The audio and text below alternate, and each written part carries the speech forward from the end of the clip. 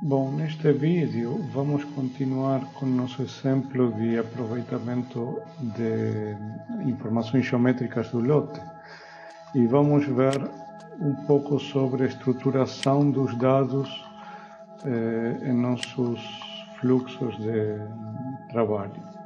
Tá? O que vocês estão vendo aqui na tela é um algoritmo composto de basicamente quatro etapas e de 4 custom nodes, né? Lembram que os custom nodes são nodos, né, customizados, nodos que nós criamos e que reutilizamos em nossas funções. Eles ficam guardados no Dynamo como elementos adicionados.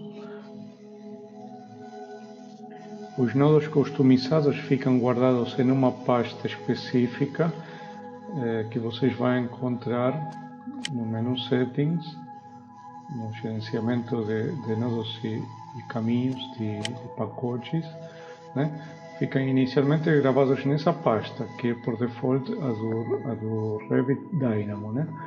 Mas vocês podem incorporar, né, com o símbolo mais, vão incorporar um novo caminho, né, e vão colocá-lo, eu recomendo, no topo dessa lista. Por quê? Porque é aí onde vocês querem guardar as suas funções pessoais, né?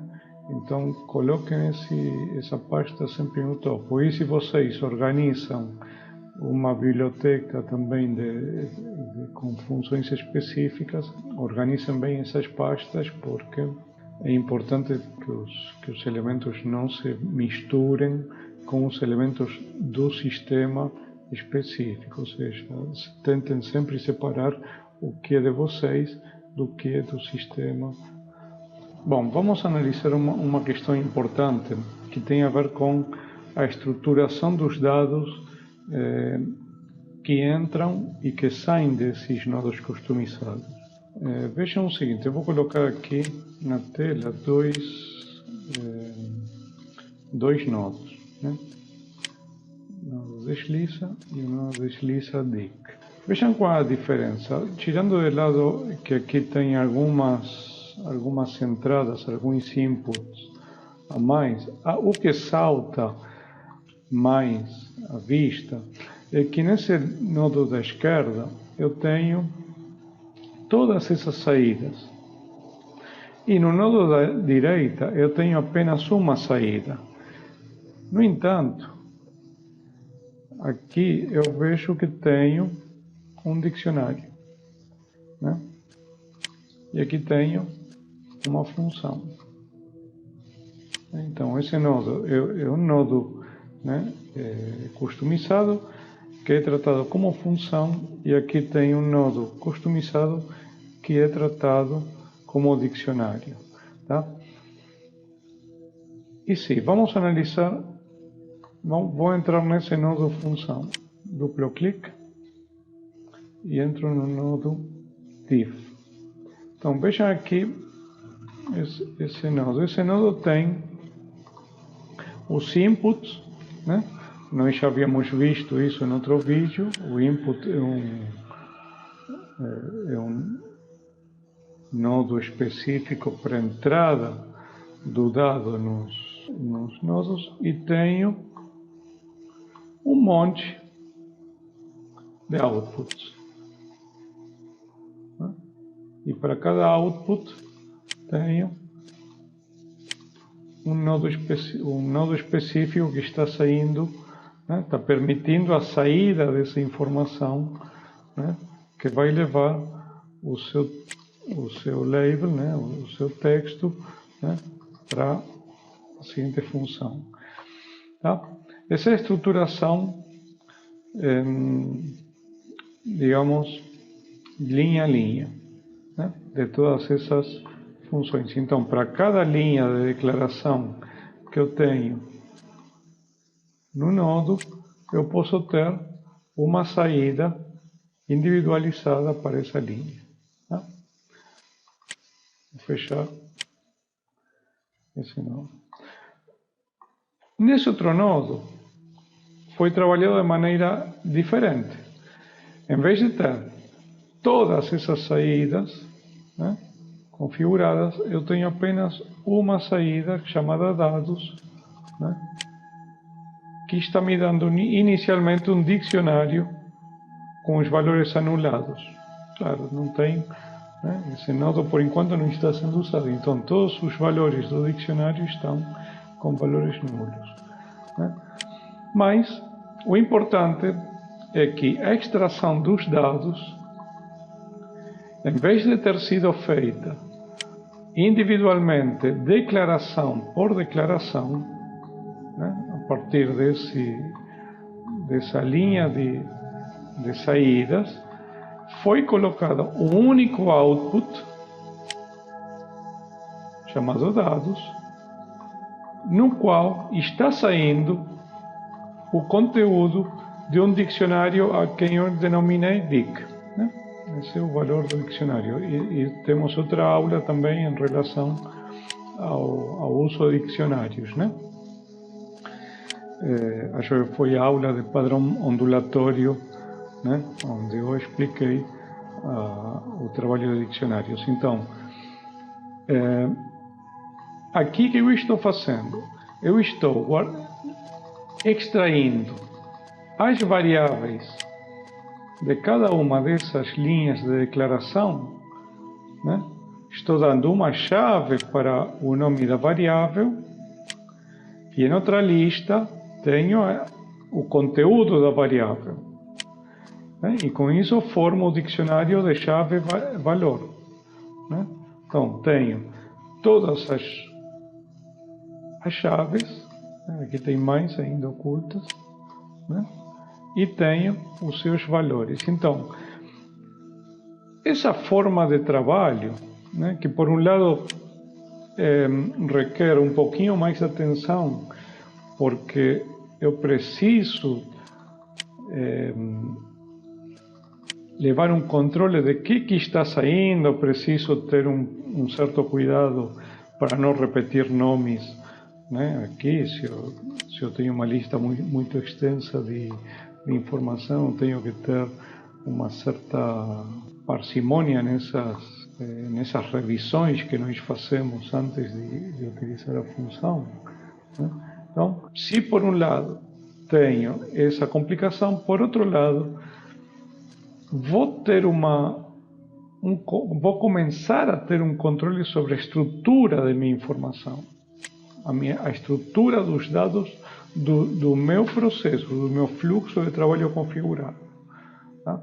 Então, eu serei exigido a ter que pensar melhor e sistematizar o nome dos dados que estamos exportando, os nomes dessas variáveis. Isso vai contribuir a que nosso fluxo de trabalho, no final das contas, seja cada vez mais controlado. Então, são duas formas de exportar os dados, né? Eu estou utilizando esse fluxo aqui importante de trabalho, eu já incorporei em cada uma desses nodos, né, a extração dos resultados desse nodo específico, né, com os valores que eu vou exportar, né, sair daqui direto. Então, como sai como dicionário, como que eu recebo na outra função, né? Como que eu recebo o dado do lote, né? Eu analisei a divisa. Como é que eu levo esse dado para o prédio? Vamos ver aqui, né? Aqui esse nodo está recebendo os dados de dois nodos, dos andares e das divisas, né, que são as duas primeiras entradas. Então vamos ver, duplo clique, abro aqui. Então, aqui simples, coloquei um input e coloquei o nome da variável que eu quero utilizar aqui dentro.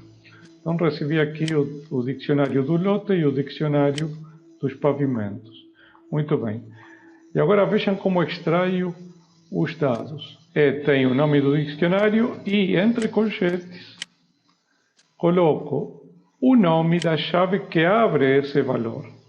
Aqui eu tenho o T, o O e o N, são as direções da tangente, a origem e a normal do lote. Isso havíamos visto nos dois primeiros valores, nos dois primeiros vídeos. Tá? Então, o mesmo faço com os andares. Abro o dicionário do andar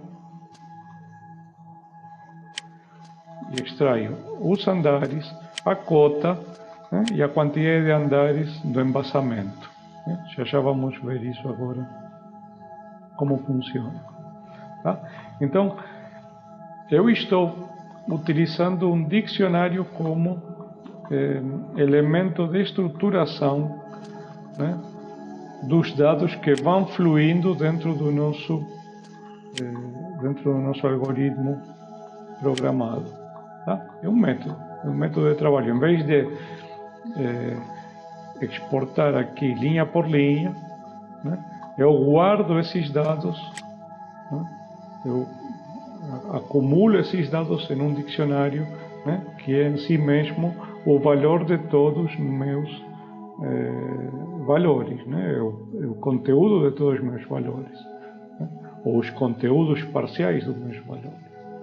É importante tomar a decisão de projeto do algoritmo, do fluxo. Essa é uma decisão de como eu vou estruturar o meu elemento. Outra decisão importante aqui são os comentários.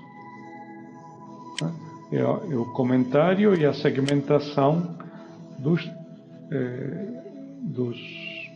pacotes de código, né? Então, por exemplo, aqui né, esses comentários vão servindo para que, ao longo do tempo que esse algoritmo vai ser utilizado, vai ser reprogramado, vai ser reprocessado, vai ser refeito, a arquitetura, às vezes, dos nossos algoritmos vai mudando. Às vezes não sempre, nós temos que estar constantemente trabalhando em nossos processos. Então, esse tipo de mensagem nos ajuda, né, a levarmos um controle, né, dos nossos processos, né, com comentários que nos auxiliam retornarmos, né, aos nossos códigos. Né? Muitas vezes deixamos o código em stand-by, né? Voltamos para ele 15 dias depois, um mês depois, um ano depois, né? E temos que entender o que nós quisemos fazer com nossas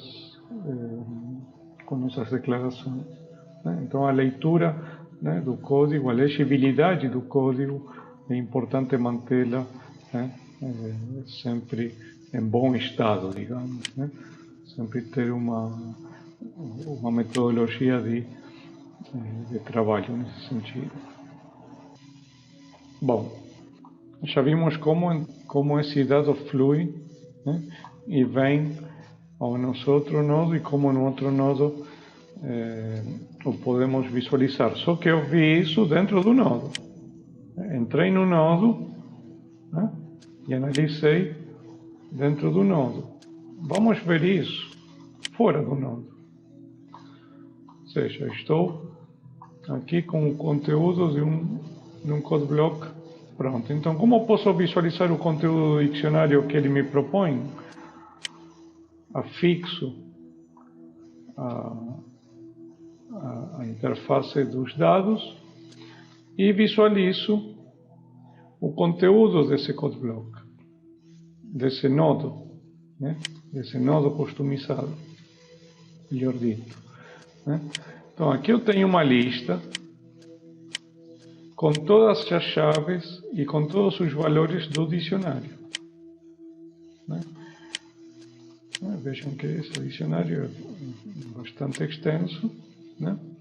Tem todas essas chaves. Alguns são valores individuais, outros são listas. tá? E tem aqui um que está nulo. Muito bem. Então, como posso visualizar isso? Eu vou colocar um code block aqui, duplo clique na tela, e eu vou chamar a uma variável D, né, de dicionário, e eu vou conectar aqui. Muito bem. Então, por enquanto, estou recebendo o dicionário D que tem o mesmo conteúdo, né, que o que saiu daqui. Bom, agora, se eu escrevo D e entre colchetes o nome da minha chave, por exemplo, a primeira lista, PTSP, PTSP, entre aspas, porque é o nome da chave, ponto e vírgula, eu vou ter o retorno, aqui é D maiúsculo, eu vou ter o retorno do conteúdo correspondente a essa chave, né? Então tenho as 6 linhas. O que é a PTSP? Para nós, aqui nessa função, são linhas importantes que são linhas de força desse terreno, que são todas as normais de cada uma dessas arestas do terreno posicionadas num ponto médio, tá? Isso foi programado para posicionar num ponto médio a normal. Essa normal aqui, para nós, servem como diretrizes de rotação de nossa construção. Então, por exemplo, aqui no nosso código, se nós definimos um posicionamento rotacional de 0, o elemento vai rotacionar em que sentido? No sentido da linha L.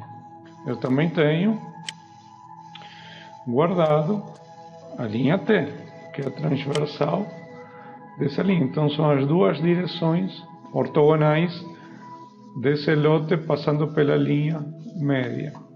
Então a rotação 0 é no sentido longitudinal, a rotação 1 é no sentido transversal, e as rotações seguintes são posicionadas de acordo com essas normais, com o ângulo dessas normais. Então eu terei uma forma de, digamos, controlar a minha rotação em relação à forma do meu terreno, né? O meu terreno é um campo de forças aqui, né?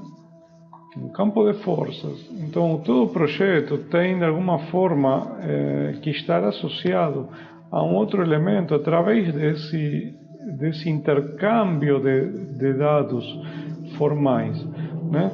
Embora eu possa ter um posicionamento rotacional, um valor numérico programado para liberar essa rotação, né? O nosso terreno, né? E em arquitetura e engenharia, os elementos vão dando posições chaves para outros elementos. Então, uma forma de trabalharmos esses dados é ir capturando e dando significado a esses elementos, né? E daí que os nossos dicionários, né, tenham uma